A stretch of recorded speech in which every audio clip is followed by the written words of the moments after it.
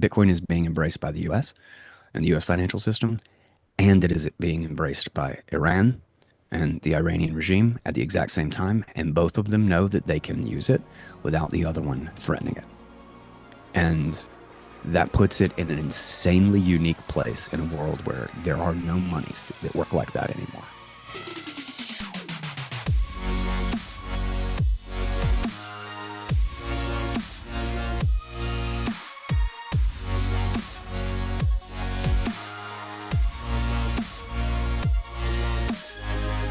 What is up, guys? Welcome back to Bitcoin Audible. I am Guy Swann, the guy who's read more about Bitcoin than anybody else you know.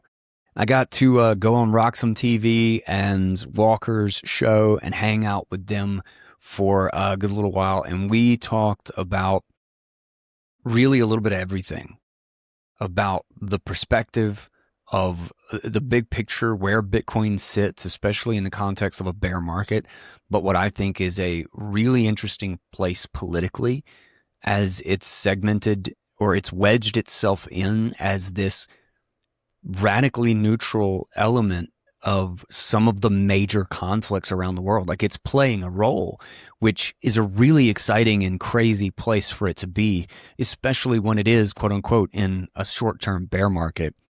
So we really kind of get into that. We get into some of the macro, and we really kind of step back and take a really big picture look of what the promise of Bitcoin was and kind of how surreal it is to see it today in comparison to, when I started way back in 2011. And then Walker, he's been around for a long time now too. And kind of what does it look like to look back, and what was it like to look forward then? What we hoped or thought Bitcoin might be. This was an awesome conversation, and I feel like we got into some really, really cool stuff, and looking at the long-term picture of where this is headed. And what I personally believe is the signal to pick out of the events and ongoing conflicts today that can tell us something about the future. So, really quick, I want you guys to remember that not only is BitBox supporting my work, but I love their products. I also love some of the videos I've done. Some of my favorite ones are the BitBox videos, but they have a fantastic wallet. Actually, I haven't even got out my Nova yet. I just finally got it in. So this is the new BitBox O2 Nova. So this is the one I can plug into. I've been using the one that you can plug straight into this one does too, but the normal BitBox O2 that I've used just directly into my MacBook for a long time. But this one is now compatible so that I can use it directly with my iPhone. And I've been bugging Hugo to get it integrated into Nunchuk. So this is my second. I'm putting this out there again, Hugo. Come on, Nunchuk, do your thing. Give me my Nova support. I love you guys, but do it. But if you're looking for a simple and really just kind of beautiful hardware wallet that is totally open source, and they've just always been a great source. For a solid hardware wallet that does its job, the BitBox O2 Nova, I have a discount code and an affiliate link right down in the show notes. Check it out. Hold your own keys. Don't be a wuss, and be a real Bitcoiner. And with that, let's get into today's episode. This is chat. I don't know what chat it is. Who cares? Sitting down with Walker America with the Bitcoin podcast and Roxham TV. This is Bitcoin Proves Its Case. Welcome back to Roxham TV. My name is Walker America. I'm here with you every Tuesday from 1 p.m. to 4 p.m. Eastern Standard Time. The price of Bitcoin is $76,891 infinitely printable Federal Reserve notes per Bitcoin, and we've got a great show ahead of us today. For the first part of the show, we are joined by the man, the myth, the legend, the voice of Bitcoin himself, the one and only Guy Swann, the guy who has read more about Bitcoin and read out loud more about Bitcoin than anyone you know. Guy, welcome to the show. Good to have you, man. Good to see you. Yes, I always love picking your brain, Guy, because you truly have read, and thereby people have listened to you read more about Bitcoin than anyone I know. It is truly mind-boggling at this point. How many reads are you on now? What's the tally? I'm about to hit I'm at near 1,400 episodes, and we're getting close to the thousand on the number of reads and something in the 20 to 30 on books narrated. That is honestly just mind-blowing and incredible. Like having just done a couple of audiobooks, I know the that is It's a a job. That's a job, it's a man. job. Like it's fun, it's cool, but man, it's a lot. It is a lot. So more power to you. I've got a bunch of stuff that I want to cover with you here today. One of the main things is just sort of a general reflection on the state of, let's say, the state of fiat, so to speak. And there's this one. I don't know if you saw this this tweet Croesus Jesse Myers put out. I'll just read the text of it real quick, just because it's kind of mind blowing. It's pretty quick here. In the last year, the world has printed 9.3% more money. Global M2 money supply reached 141 trillion in 2026. When inflation starts to run hotter again, they will blame it on Iran and other proximate factors. But the root driver is the money printer, that the money printer has been running hot for the last year. Where? China increased their money supply by 13.6% in the last 12 months. Their M2 is now 50 trillion, making it the largest global driver of fiat inflation. US growth in M2 is just 4.6% over the last 12 months, making the US comparatively responsible. But make no mistake, this means your dollars have been debased by almost 1/20th of their value in just a year. Since we live in a global economy, we're subject to an aggregate impact of global money printing. The US has been accustomed to being the largest monetary base and therefore largely controlling global debasement, but China's money supply is now 2 times as large as the USA's. Your savings are being debased by Chinese monetary policy decisions, and you have no control. Nobody asked your permission, nobody told you it was happening, but your savings just got diluted by 9.3% in 1 year. I mean, this is, I always love it. And he said he's also updating his 2025 global asset landscape as well. The very kind of famous chart now that, the likes of Michael Saylor and a bunch of folks have used. Mhm. But I mean, I think this is such a good framing of this, because sometimes in the US, we do tend to think of like, we just think about the dollar sometimes, right? But there's a whole lot, like there's a lot of dollars sloshing around. There's a lot of other fiat sloshing around too. And nobody is turning off the printer. I mean, how long does it take? Like, yeah, Jesse can post these great stuff and these great analysis. You can read a thousand different, Bitcoin and inflation related, pieces out loud to people. We can go on podcasts ad nauseum, but what does it actually take for people to wake up and realize that they're being robbed every single year? What does it take? How do we get to there? Time, just time. If you look at monetary history, which is something I mean, anybody who's listening to the show knows I nerd out on quite a bit. Um, Historically, like hard money standards, when you have, I guess you look previously to 200 years ago, 300 years ago, major monetary transitions usually took the better part of a century to really kind of cement themselves, because you have multiple generations that start to react to or relate to their money differently and relate to an outside money differently.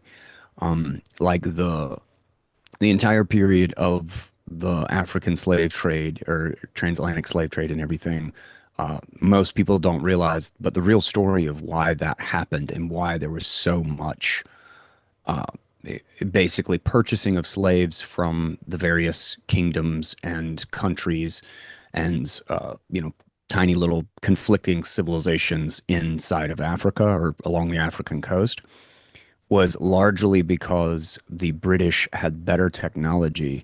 The British, the Americas, the Spanish, like all of the the dominant powers at the time were more technologically advanced, and they could actually create the money, the monies along the African coast, which were largely the most prominent of which were the glass beads. And they could be created, essentially mass produced a completely non-scarce money to the British and to the powers that be at the time, uh, for something that was incredibly scarce along the African coast. So essentially, one society thought they had gold and they were trading under the apparent scarcity of gold, and the other side, had a what's a Midas touch, right? They could just touch and turn anything into gold, and it costs them nothing. And this led to basically a gutting of their civilization. And it took it literally takes centuries to recover from that when you have that happen systematically. And it's the craziest thing is it's done without anybody's knowledge. You know, it's not like everybody like there's this big master plan by one set of countries to take over this other set of countries. It just naturally occurs when you aren't aware of the monetary dynamics. One's going to be taken advantage of, and the other is going to take advantage. And it's extremely simple economic incentives, and everybody can be completely ignorant of how it actually happens or the principles of why. Still happens exactly the same way.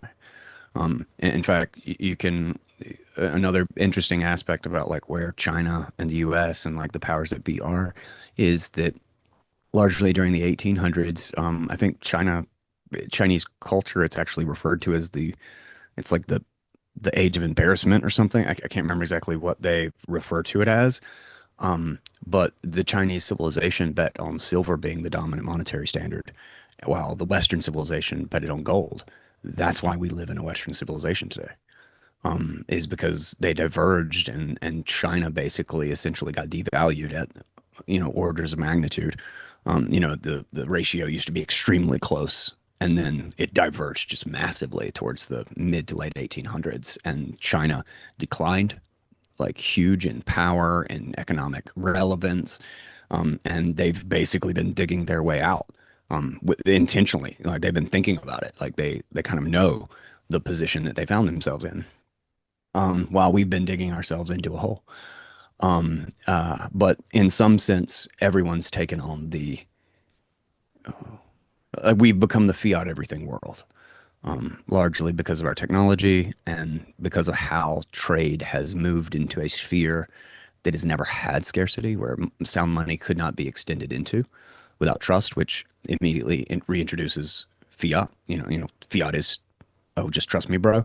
And gold inside of a digital environment is just, I have the gold, trust me, bro. It's just one extra step, Um, and so looking at the timelines, I think the British pound went from, I want to say the shift to like 60 to 70% of the world used the British pound, to 60 to 70% of the world was using the US dollar or treasuries. US treasuries was, I think, about 30 to 40 years. It was really kind of like you started to see them trend toward each other after World War One. And then it wasn't really until the late 50s, early 60s that it really was just, it's the dollar and the British pound is yesterday's money.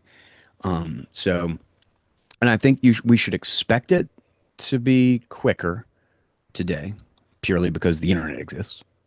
Like just thinking about what you're talking about, the shifting of a massive base network of the world. But we have so many new networks, like, network effects stack on top of network effects. So, but it is also insanely novel. And the thing that money sells, so to speak, or has to build up is trust. Trust in the money aside from the institution or the entity that you are trying to do business with, or that is on the other side of the exchange. And what's funny is one thing that's happened very recently that I think is,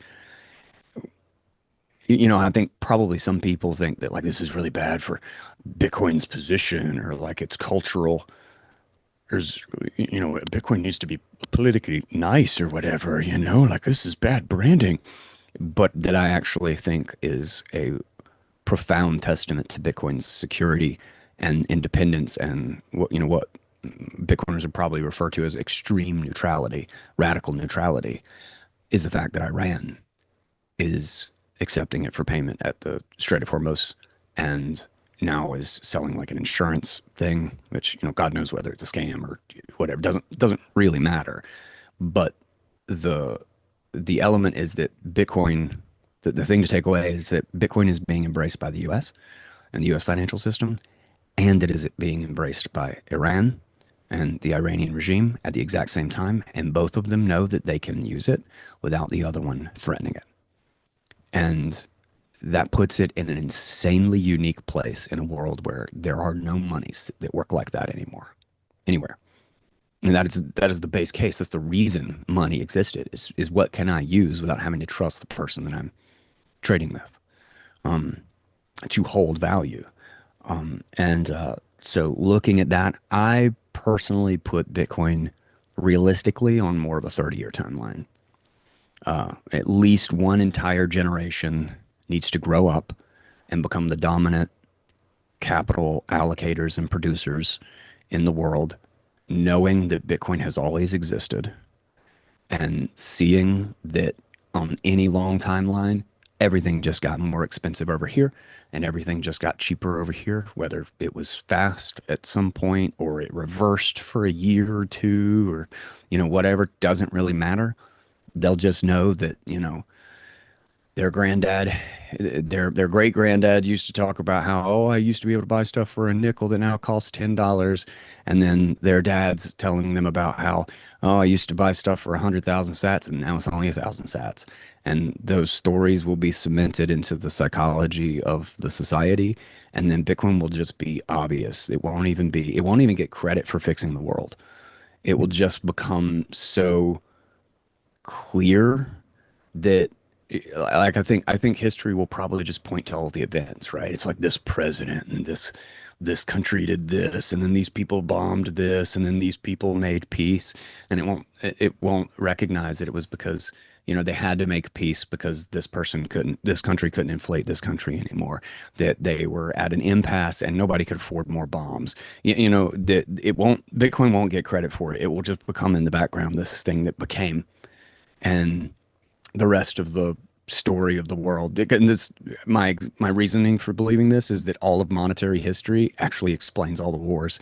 It explains all the conflicts. It explains why one country won and beat another country. But what do you hear about? The kings, the great battles, the which princess stole away in the night to a different kingdom. You tell the drama, right? You tell this dramatic thing. It's like, but the real movers were gold. The real movers were this currency couldn't sustain its level of inflation or its level of fraud from its kingdom, as well as the competing kingdom could. And the real stories are gunpowder. The real stories are technological as to what shaped the world, while the political and dramatic stories that we tell about the people and the events, they're brilliant and they're fun, because they're human stories, but largely they are the consequential outcomes of built pressures from technological and monetary shifts. And they're just a fun way to relive what happened. Because it's hard to say, oh, well, money changed, and so all of the world shifted. The game of society shifted,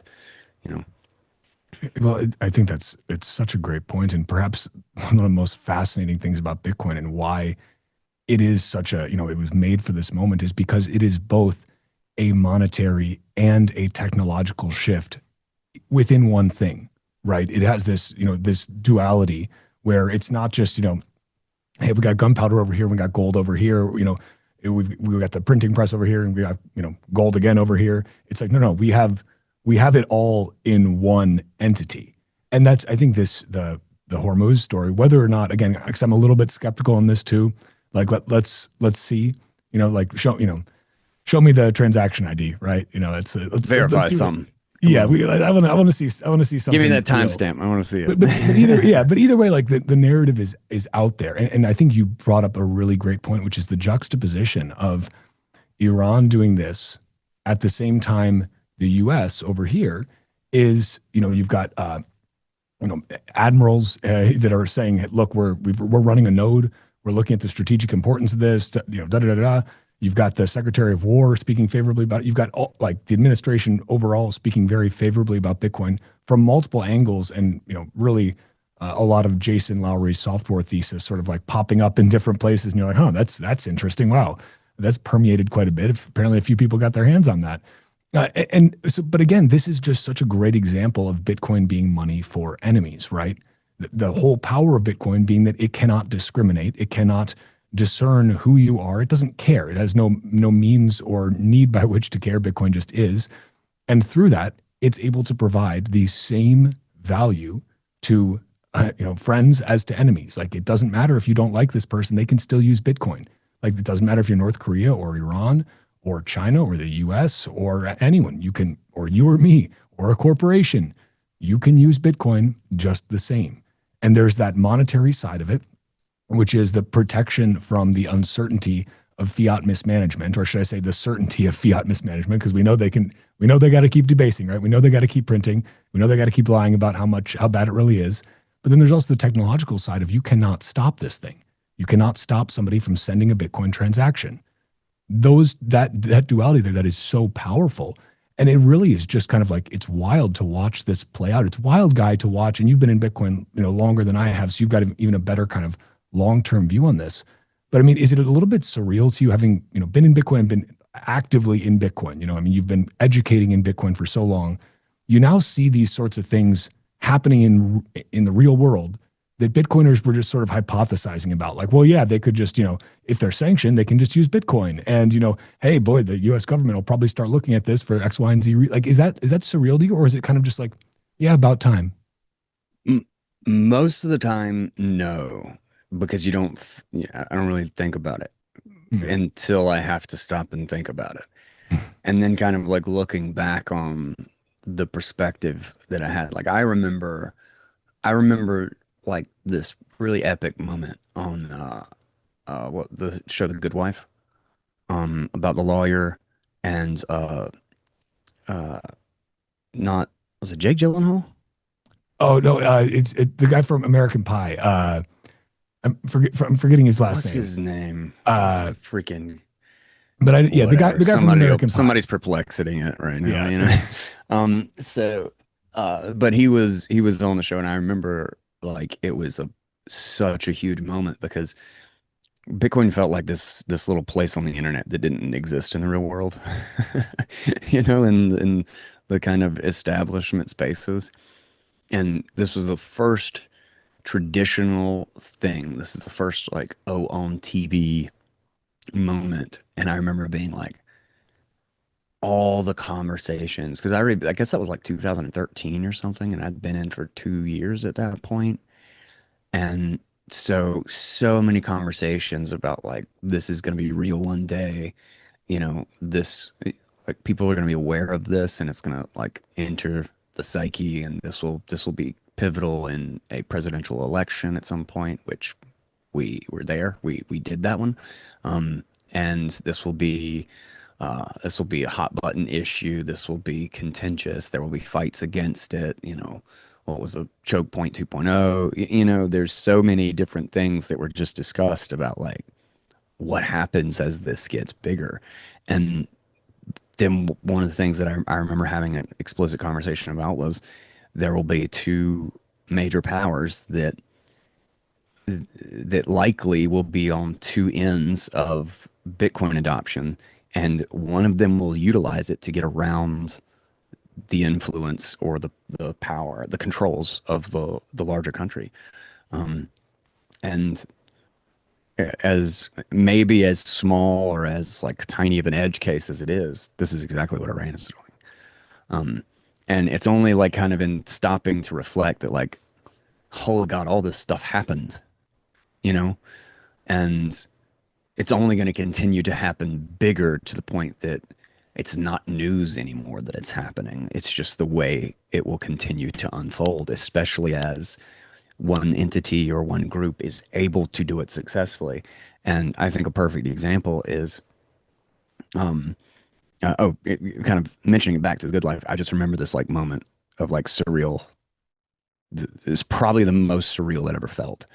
Let's just sit there and like watch that and be like an actor that I know in a show that like my parents saw that was just on like mainstream TV. And it wasn't even just that like that was surreal to hear about it on normal TV. It was just this moment of like, this is going to be real one day.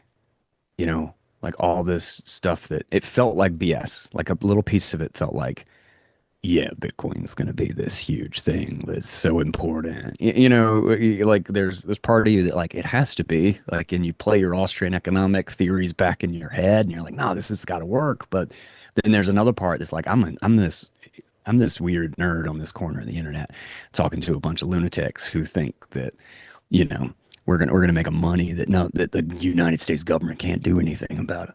And there's quite a bit of pie in the sky, like you guys are just retarded going on. And there's this little voice in the back of your head is like, you have no idea what you're talking about, that's never really going to happen.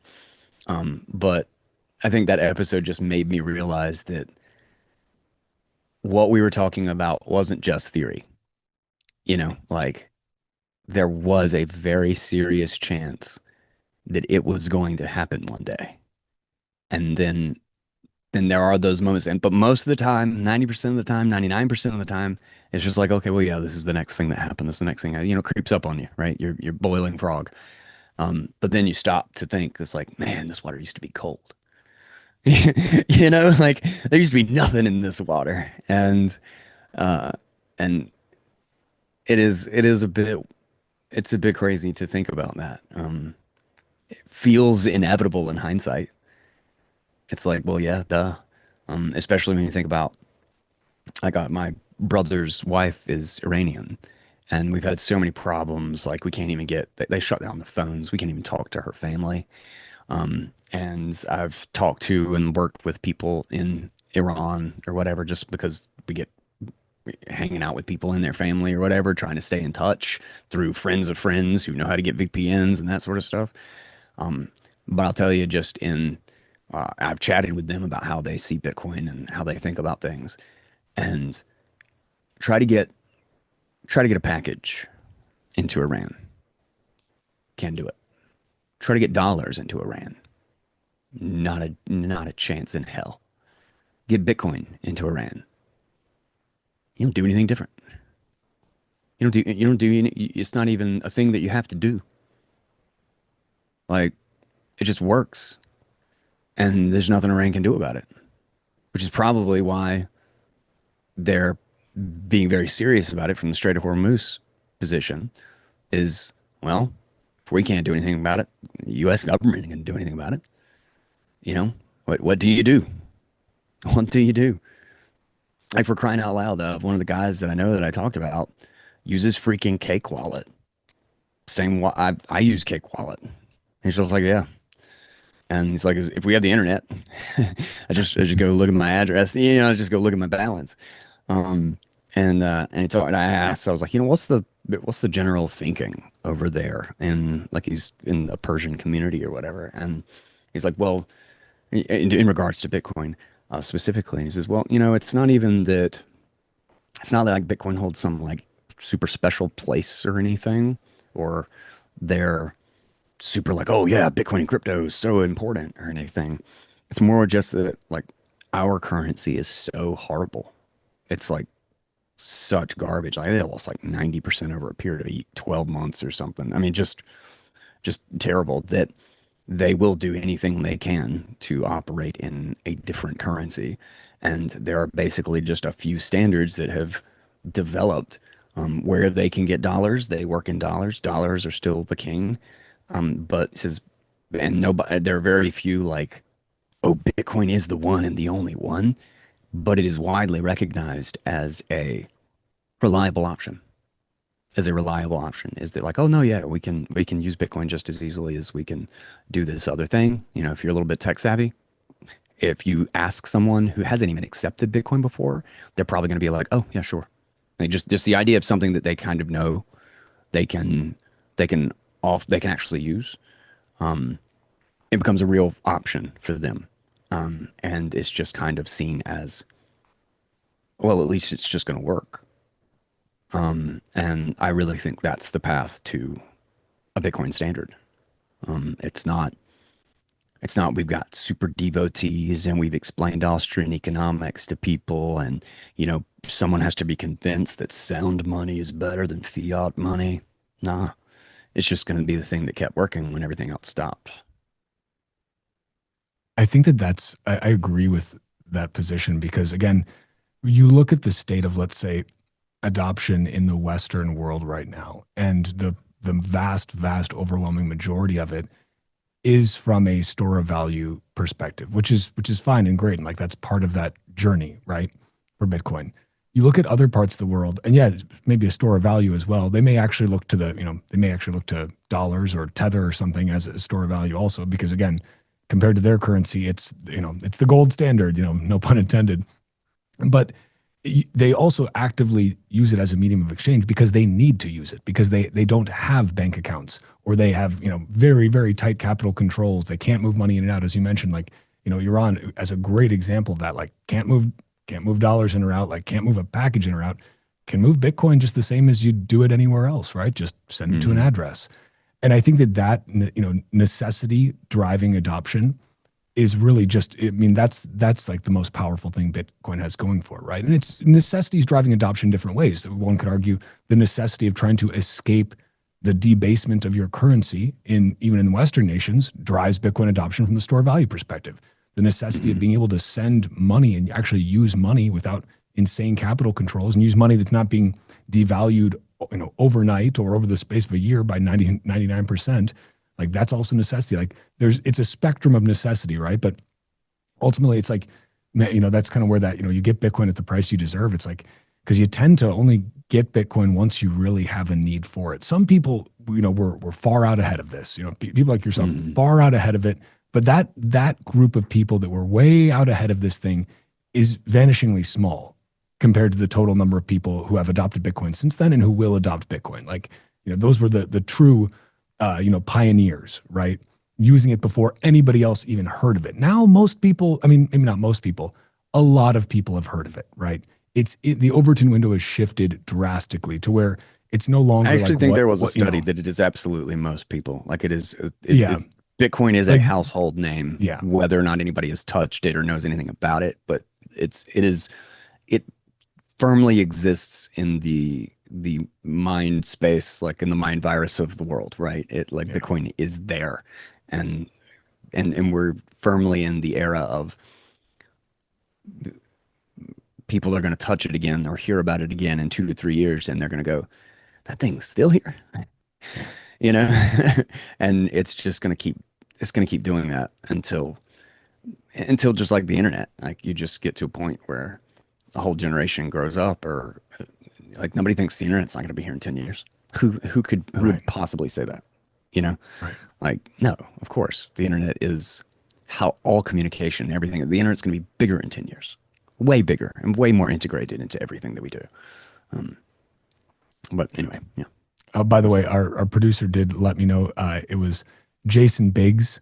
Jason Biggs. God. And the episode actually came out in 2012 and it was called Bitcoin for Dummies. 2012? Isn't that really wild? I mean, the fact that they were that far ahead of it. I would have told you it was the end of 2013. Wow. Okay. I was off on my timeline. I mean, it's shocking totally though that expected that. it's shocking though that was that early. And I remember, we've all seen that clip where Jason Biggs is like, it's the future. And it's like, what an incredibly prophetic, for kind of mainstream television. Like they were really. No, I loved the line. Cutting edge. I loved the line. It was really good when she was like, I bought my first Bitcoin, for the first time, and it went into my wallet or whatever, and it didn't feel real. And he said, "Huh, real's gonna change." Like that was the line or whatever. And I was like, oh, that's a good line. Yeah. Wait, good delivery, Biggs. You got it. Get on that elevator and get out of there. Let that moment ride. And that's an epic line when Bitcoin's never existed in that whole sphere before. Like think about that in 2012. What that felt like. That was a moment. That was a real moment. It is pretty nuts. And just speaking of things that are real or aren't real, one of the other things I wanted to talk to you about was sort of the lack of reality in the fiat system. I don't know if you saw this, but incoming Fed Chair Kevin Warsh, he's basically said he wants to change the primary inflation gauge to move from core PCE, which is currently sitting at 3.2%, which excludes food and energy. LOL. That's okay. Just get rid of the food and Sure. energy. That's. But he wants to change it to trimmed mean PCE, which is sitting at 2.36, a lot closer to the arbitrary 2% inflation target. And that measure excludes any extreme monthly price swings. So, but hey, it gets you closer to that 2%. And I think it's worth talking about this a little bit because we exist in this system where, again, fiat is our water, right? And we're the fish. It is just, we don't know what the water is, but it's always there. But all of the framing from and this is not specific to Warsh, right? This is and I think that Warsh is really just trying to set himself up to be able to cut rates and do some balance sheet expansion, like by saying, hey, look, see, and under our new guise of our new gauge, inflation's right where it should be, so we're good. Don't worry about it. But this, when they speak in these passive tones, and people always, the cost of living, it's so passive to talk about that way, as though it happens by magic. They set this 2% inflation target, but then they change the gauge by which they measure price inflation, or they change, or they change the basket of goods that is considered for it. Well, we're not counting steak anymore because people aren't buying steak, so we'll use ground beef. Well, why aren't they buying steak? Is it because it got too expensive? And then this idea that the 2% inflation has absolutely no basis in any sort of economic reality. It was, for those that don't know, it was basically said in an offhand comment by the Minister of Finance in New Zealand back in the 90s when they were undergoing 10% inflation. And somebody asked him, well, what should the target be? He's like, I don't know, 1 or 2% maybe. 2% sounds good. Sounds good. And then basically the gospel of 2% was born. And then every other central bank ran with it. It wasn't actually until I looked this up today just to confirm. It wasn't until 2012 that the U.S. officially adopted 2% inflation as their long-term inflation target. That was under Bernanke. Mm-hmm. But Guy, it's this idea that we know they're lying. They know they're lying. They know that we know that they're lying. We all know that everybody's lying, that this is all made up. But apparently not. Apparently not enough people do know this. And apparently enough people still fall for it's the greedy corporations or inflation's Trump's fault, or inflation's Biden's fault, or just name, whatever opposing party is, throw it in there. And it's just, again, it's one of those things that this gets back to what we were talking about originally, where it's what does it take for people to wake up? Well, probably just time. But my God, it just really seems like they're trying to set up right now, changing the inflation numbers, or changing the gauge, trying to get closer to 2%. Look, we're good. I mean, or I guess a better question is, do you subscribe more to the Larry Lepard big print thesis or more of the Lynn Alden gradual print thesis? Where are you at with this? And I mean, do you think that this is really Warsh just trying to, basically do what Trump put him in there for, which is, hey, let's juice the wheel, grease the wheels a little bit. Let's juice the system. Let's get things pumping before midterms, because it's all about the midterms. What's your read on all this? I would say it's the incentives and the economic reality are aligned such that there is no way for it to not keep going like that. How do we fudge the numbers better? I talked about this on the show quite a bit, and I had a video about the debt. There's one extremely reliable metric. It doesn't matter who's in office. It doesn't matter what time period you're looking at. It doesn't matter what war we went to or didn't or got out of. Every 10 years, the U.S. debt doubles. It just doubles. So, and because of that, 8 or so years ago, I was like, well, in 2025, they'll probably be about $35 trillion, $36 trillion. And that was when, in 2015, it was 17. It was 16, 17 trillion. And then in 2005, it was 8. And in 1995, it was 3.5. It's like clockwork all the way back to the 60s. The only exception to it was between 70s and 80s. And during that period, it tripled. So it never broke trend to the downside. It only broke it to the upside. And that means that in 2035, whether Trump was elected. It doesn't matter. It's just pure what can the system actually sustain without collapsing? Because that's the thing is that if you stop it, it does collapse. The we have multiple industries that cannot survive the way they are built. Like I'm talking about retooling, rebehavioring, re-standardizing everything. Like the momentum, the inertia, the sheer vast inertia of the way we have built things over a period of 50 years tied into how our monetary system works means that you think AI is disruptive? You think AI is going to lose jobs? Sound money is going to be way worse. Sound money is going to be way worse because we live and die by the fact that we have defrauded the system through easy money, and all of our industries live their percents, their literal profitability is based on the lie about the money and where they are in the hierarchy of receiving it. And if their place is lost, if there is no more hierarchy, a gap for those who get money quickly and those who get it slowly, if that price difference, it's all arbitrage. Our financial system arbitrages, our medical industry arbitrages, our the banking architecture arbitrages. All large corporations, the stock market, the S&P, all of our indexes, they arbitrage. Everything arbitrages. There's a reason why every major company that produces a thing, Apple, Google, Nvidia, give it some time. What do they all end up doing? They have a credit card. You have an Apple credit card. You have a Costco credit card. You have everybody is in the market for debt. Because what's the easiest thing to do when you get debt at impossibly low rates? Rent it back out at a higher rate. And this is actually I recently talked about this on a Guy's Take episode of the show called "Free Rent for the Rich." Like, what does it actually mean? Because I think a lot of people are so focused on like, oh, well, you print money, you get 2% inflation or whatever. You get malinvestment, right? Something that would otherwise lose 2% suddenly looks like a positive investment. It's like, true. You get malinvestment, you get reckless behavior. But I think there's still even something missing from that framing and understanding exactly what's happening.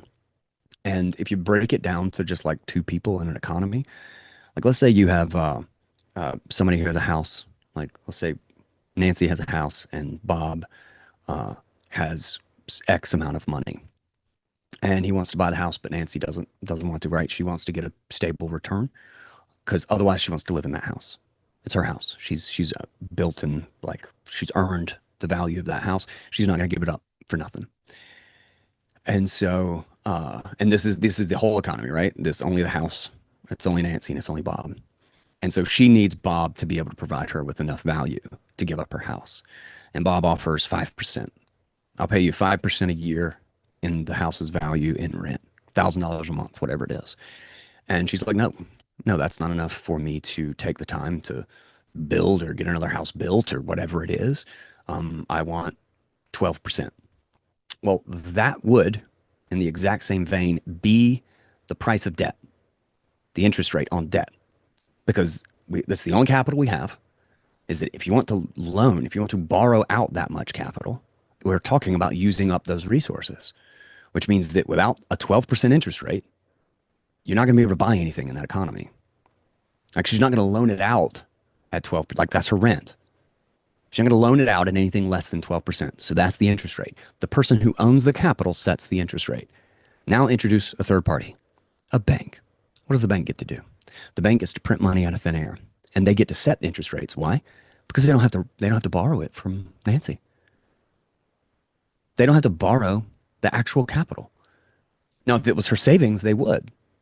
They would have to owe the savings back, and thus they would have to pay a fair interest rate in order to offer a slightly higher interest rate to Bob. And Bob would have to be good for it. But if they can print money out of thin air, Bob can just get whatever loan he needs at 1%. I mean, we've been in the zero interest rate, like psychosis or phenomenon, whatever you want to call the P. And psychosis feels like the right word. era for what, 10 years.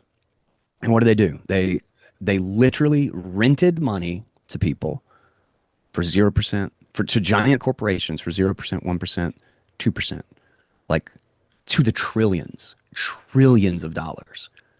What does that amount to? What are they going to do? Are they going to work really, really hard and do really, really difficult and really, really risky business practices to see if they can get 20% back? Hell no. They're going to be like, well, what do we do to make 3%? Because that's 2% profit. And 3% is easy. Hell, inflation's 4%. 3% will get by default.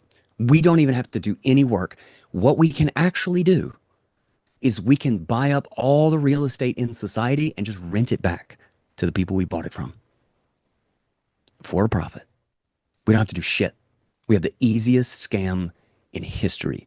Own everything at basically free rental. Because go back to the Nancy and Bob, or the Alice and Bob, whatever the hell I used, don't even remember. Either way. The example is that she wants 12%, right? But what if Bob now takes out the loan and he just jacks up the price 12%? He just offers 12% more. Boom. She thinks she got a deal. She thinks she got the quote that she wanted. And so she sells the house for 12% over the original price. But now what does she have to buy? What does she have to get? Nothing. Bob just owns the house.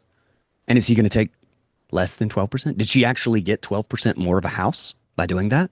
No, because Bob never built a house. You'd only ever actually genuinely be able to offer that price if you had made capital into existence. But he borrowed it, which means that he borrowed her capital, the capital that she created in the world, in order to buy her capital from her at a rate that she explicitly refused to offer it, because he simply got a loan out of thin air at 1%, 2%. And now what's going to happen? She's going to rent back from Bob. She's going to have to rent a home. She's going to have to rent a room out of her own damn house for now, what, 9%, 8%? And the government of this little world is going to be like, look, her cost of living dropped. You know, it used to require 12% to rent. Now it's only 9%. She's renting the capital that she already created. And she's paying it explicitly to Bob. Bob is now earning the income that she was owed on what she made in the world. This is exactly how all of the giant corporations own every damn thing. And then the cost of living we used to calculate the cost of living with how much it costs to own a home. Now we calculate the cost of living with how much it costs to mortgage a home, which is just rent. It's just rent from the bank. Nobody would lend any real capital to anyone at 0%, 1%, 2%. That doesn't exist anywhere in the world. Give somebody your $3,000 lawnmower for $5 a month. And to the point that you can't mow your lawn. That lawnmower loses $1,500 worth of value by the end of the first 6 months. And you got what? $30 for it. That's not feasible. But if you can get a loan at 1% and go buy a lawnmower, you've done the exact same thing. You've stolen a lawnmower from somebody and offering them $5 a month. And then what do? You rent it back to a landscaping company that now doesn't want to have to pay it used to be $2,500 for a lawnmower. Now it's $3,000 for a lawnmower. So you have to rent the damn thing from BlackRock because BlackRock just bought up all the fucking lawnmowers and rented it back to us for nothing. We rented it to them for free and they sold it back to us. Like, the whole thing is such a blatant. The reason BlackRock owns every piece of real estate in this country is just because of the financing scam. And we all rent it from them. The houses that we built, we rent from a company that just gets free capital from a money printing machine. They own everything. We will own nothing and we will be happy. I'm not happy about it. They were wrong about that part. We do own nothing, but I'm pretty pissed about it. I really feel like they The whole thing just needs to die, but it's not going to. They're just going to keep printing because they don't have a choice. Understand the entire business model. Like BlackRock has built an empire on a thing that is actually a net loss to the economy. It only looks like a gain on paper because they judge by the interest rate and the rent. If they actually had to pay the 12% to the original homeowner, none of it would ever have existed. And the second it goes up to a real price to 12%, their whole business model is like, well, crap, what do we do now? We can't do anything. And even worse is that when it goes up to 12%, not only can they not rent, not only can they not continue to own everything and then rent it at a price that they can actually make a profit at, because they can only make a profit because of fake interest rate. Not only does that go out the window, but since nobody else can, the price of houses come down to an actually legitimate price, and all of the capital they already have plummets in value. Like, it's literally life or death. They either print, or BlackRock, JP Morgan, all of the major financial institutions, all of the banks, all of our healthcare institutions, all of it goes out of business. Or they have to restructure in such a profoundly massive way that it will make the disruption from AI look like a cakewalk, because at least the disruption of AI is productive. This would be a total restructuring of an unprofitable system of economic behavior that has been so ingrained that people have lived their entire lives thinking it couldn't possibly be destructive. There's no way. I was born and this was the way things worked. But it is destructive. Our one caveat, our one benefit was that we got to export the theft to everybody on planet Earth. So we only felt about 5% of the damage that we were doing. China took 5%. The Middle East took another 20%. Europe took 7%. Like, we were exporting the cost of our living. But people stopped buying our treasuries. People are slowly, they're closing in. They're putting up their walls. They're being defensive because everybody's realizing that we're all paying for a giant debt, a giant bill that nobody can actually afford. And in 2035, it's going to be 70 to 80 trillion dollars. And in 2045, it's going to be 160 to 200 trillion dollars. And the price of a coffee is going to be 42. And then you're going to add $5 for oat milk. And it's Don't drink oat milk, slowly, though. don't get oat milk. Um, and the world is slowly waking up to that. And because of that, they're closing in. We're going to have way more conflicts because sustainable and fair trade is what avoids conflicts, and we're losing that because we don't have a sound money. We don't have a fair money to actually trade in, and so everybody becomes isolationist. Everybody becomes like, how do we control those resources? Who's going to be the ones with the guns standing outside of TSMC? Where is Taiwan, independent and friendly to the U.S.? Are they owned by China? Like, everybody's like, okay, who? They're taking tally. They're taking tally of what they can put guns around before the bill comes due. And they're going to print as long as they can to see how little they can pay of it and how much they can force somebody else to foot the bill. But yeah, it'll be a big, slow, painful, mushy mess. The interesting thing too, and I want to be conscious of your time here, guy. Maybe just Yeah. one other thing is, a lot of time, and I've been guilty of this too, right? Trashing the U.S. dollar. Like, oh, the hyperinflation's coming, da da da. Da.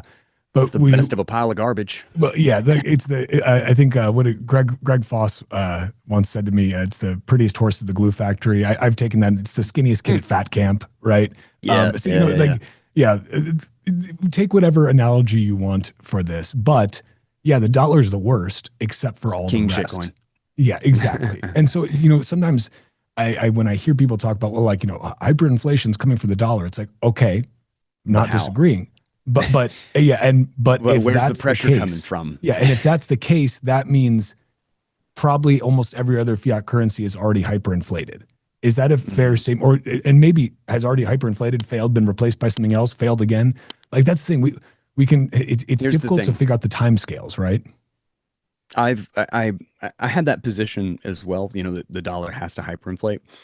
But the more I learned and kind of thought about like liquidity and networks and how, like, Hyperinflation is an emotional event.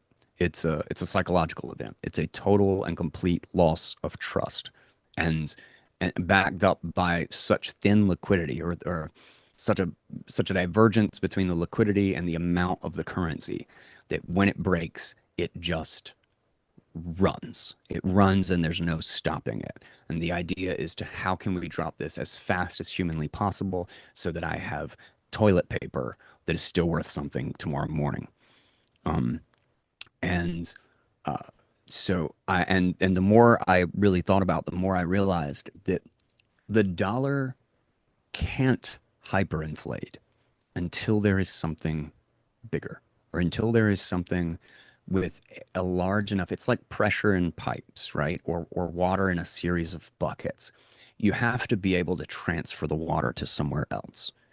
You have to be able to release the pressure into another entity. Like, this is exactly why you can, like, you can't escape the banking system. Like, this is why the banking system itself, almost, like, it's so easy to actually prevent it by printing a lot of money, prevent it from collapsing, because there's no such, you can't bank run from the banking system. There's no way to pull, like, there, in 24 hours. How do you pull $3 trillion out of U.S. banks? Not possible. Literally, there is not a door big enough to actually do that and soak up that amount of value. You move it within. You can collapse a big bank, but you only do it by transferring your balance to a different big bank. And so you're stuck in the system. And because of that, the dollar will have to specifically be outmanned by a different currency. It will have to devalue faster than the yuan for a period, to the point that people are scared of the dollar's future. And then it can hyperinflate, and very possibly faster than many currencies could, because it's got such a big bill. And it's when it's realized that it's no longer king shitcoin. Like, the exit might be legendary. But that's not going to happen with the Chinese yuan, because the Chinese yuan isn't nearly big enough, and they're doing the same thing but worse than we are, which makes me think that hyperinflation of any fiat literally only happens when, or of the fiat system, can only happen when Bitcoin's big enough to actually soak it up. When there's enough liquidity in the Bitcoin world to genuinely exit, to sell out of the currency, to sell out of the system entirely, and hold a different standard, hold a different unit, a competing unit, one that will fluctuate based on the value of the dollar. And because of that, like, this is why the store value phase of Bitcoin will likely last a lot longer than people think, is because you need $4 trillion worth of liquidity into and out of Bitcoin in a day to actually have something where the pressure can release fast enough that the bottom can actually open. That there's actually a potential there. But because of that, the entire structure of the system will have to be tethered to Bitcoin. There will have to be something, it will never actually let go until there are enough interested parties with a large enough stake in Bitcoin, that there are going to be people who are going to make incredible amounts of money off of that shift, for them to let the doors open wide enough for that amount of pressure to be released. In other words, there need to be enough stakeholders that that a civil war doesn't happen. Like right now, if somehow we were in a position where, like, this could happen at this very moment, they would just kill all the Bitcoiners. Like, they would just put us in prison, take everything that we have, and they would be like, "You caused all of this." And because It's your fault. there was too many people who would just be decimated, like, decimated. Everyone would lose their jobs. Everyone, the banking system, like, it would be a disaster. It would be the end of the American empire. We would go from the most important country in the world to just a pile of manure. Like the poor and the middle class would just all become the super poor. Like, it would just be utter chaos, and they would be desperate to cut somebody's throats, and desperate to figure out who did this, and it would be Bitcoiners. But the thing is, it can't happen because Bitcoin's not big enough. So thank God. um, but I think, as it grows, people will be saved by the slow trickle into I should have a little bit of a hedge in Bitcoin. I should have a little bit of exposure. The network, the tools, as long as the US remains most free to be able to just create something and let people use it, um, we will innovate our ways into new tools and new experiences and hedges in retirements and all of that stuff. That there's exposure to Bitcoin such that, when the stock market index collapses, enough people's retirement actually just stays about even or ticks up a little bit because while one side plummeted, the other side went up.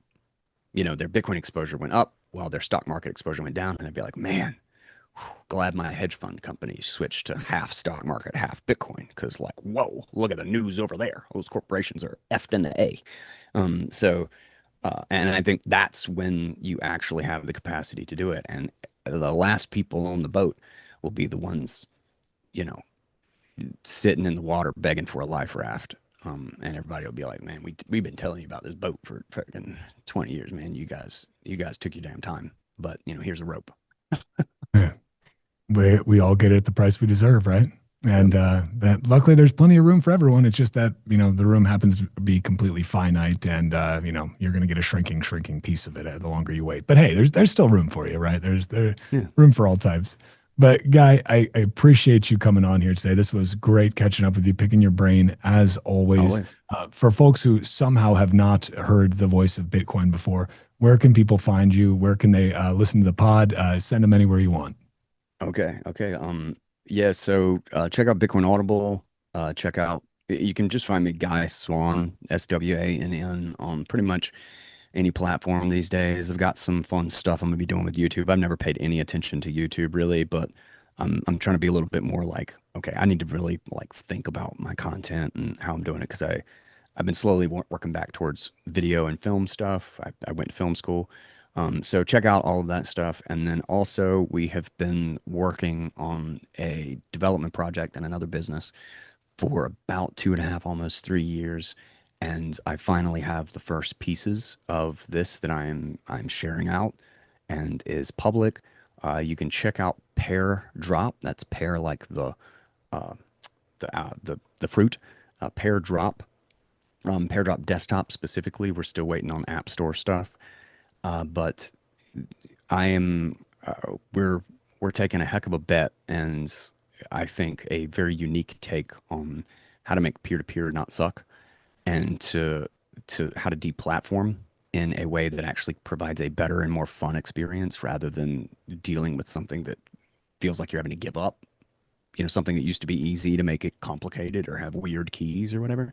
And Pairdrop is kind of our first base case. It's like, look, you're going to be able to just share files with anybody very easily, very simply, scan a QR, and that's it. And so we're just kind of proving that case as we build out the rest of our software stack. But there's a lot coming there, and that is at pairdrive.com because that's the direction that we're headed right now. So pairdrive.com if you want to check that out, and you can kind of see the tools that we're playing around with. But yeah, that's all my stuff that I'm wrapped up in right now. Follow me Oh, on socials and I'll keep you updated. Got some fun stuff in the next, probably within 2 weeks, 2 weeks TM. yeah, 2 weeks to slow the spread. No, I love it. I know you've been working on this kind of covert stuff for a while, so really excited to dig into that. I was not aware that you guys had gone live with that, so super I excited to check just that out. dropped. It's still, you could still call it alpha, beta, Okay, whatever. It's like super early, but at least like I've been using the desktop and the Android APK for long enough that it's just like, well, it just works. Like I want to change the interface. I want to clean some stuff up, but it sure. works. It does the job. And so at the Time Chain Summit, a couple days ago in Colorado, I was like, you know what? Let's just make it public. Let's just share it out there. Because we've really hit a baseline, like where the tooling that we have, I think is going to move way, way faster because we've kind of solved most of the primitives and now we're building on top of the tool. So we've been spending a long time building essentially a stack to make all of the things we want possible. And now all of the major pieces are there and now we're building on top of it. And it's just feels like it's moving a lot faster now. So it's like, okay, let's share it out. Let's share our first app. Then we'll share the engine here in the next week or two. And then we're getting hard on like the real the base app experience that I think is going to be unique and that you've never really been able to do with files before. And then I get to show people what you can build with it and on top of it. So that's where we are. It feels like time to start telling people about it. I love it. PearDrive.com. Go check it out. Go give Guy a follow, subscribe to his podcast as well. He's hitting over 1,000 reads. Just wild. Guy, thank you for coming on here. Thank you for sharing your scarce time here on Roxham TV. That wraps us up. Do not forget to get your BitBox O2 Nova. And don't forget your discount and my affiliate code. It helps me out. It's a free way to help me out, which is good for you too. Hold your keys, support Bitcoin Audible, save sats, sleep like a baby. It's a win-win-win-win. It's like a unicorn. Anyway, do it. And don't forget to use my link. And I will catch you guys on the next episode of Bitcoin Audible. I am Guy freaking Swann. That's my middle name. You didn't know it. And I'll catch you on the next one. Till then, everybody, that is my 2 sats.